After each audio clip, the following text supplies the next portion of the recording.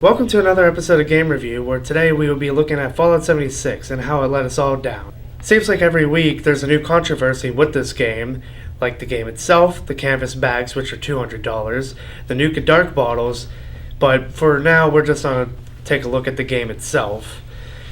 When you start the game out, you get to see a nice little cutscene about life before the Great War. And then after the cutscene, you are dropped into a character creation screen which seems to be ripped right out of Fallout 4.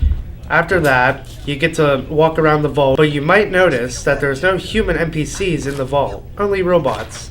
And the funny thing is, there's no human NPCs in the game because Bethesda thought it would be a good idea to have players replace the NPCs being traders and raiders, but turns out no one wants to really talk to each other and they just go about their day ignoring each other. But luckily, there's still plenty of wildlife in the game. Now, with most of your adventures in Fallout 76, most of the enemies are going to be melee only, meaning that all you have to do is jump on a high spot like a car and proceed to shoot them until they're dead. Now for other enemies that actually have ranged attacks, all you have to do is stay in cover and wait for them to walk towards you because they seem to love to do that. Throw a couple mines, there, you're done. Now it seems like in this game, the AI is just simply brain dead because no matter what, they don't try to change your attack strategy, and if they can't get to you, they'll just stare at you until you kill them. Now most of the enemies in the game seem to be ripped straight out of Fallout 4, but there is some new enemies.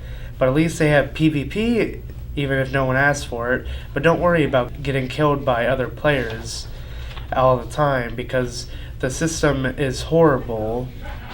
So the way PvP works in Fallout 76 is if two players want to fight each other, one player will attack the other while doing almost no damage, and the other player can attack back doing full damage. Whoever wins gets the other player's junk because that's all they drop, so most players don't even bother with this part of the game.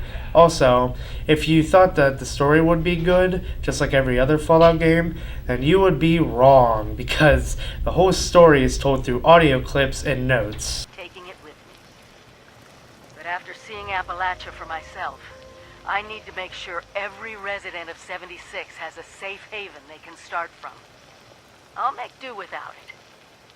But to be fair, other survival games suffer from this type of storytelling, but when it's just notes and tapes, it makes you feel as if your character isn't really part of the story.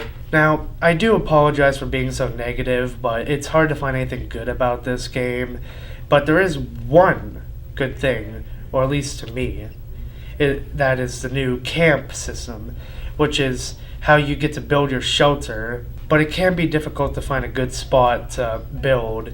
And there's a lot of building restrictions, like hills and the fact that you can't build too much.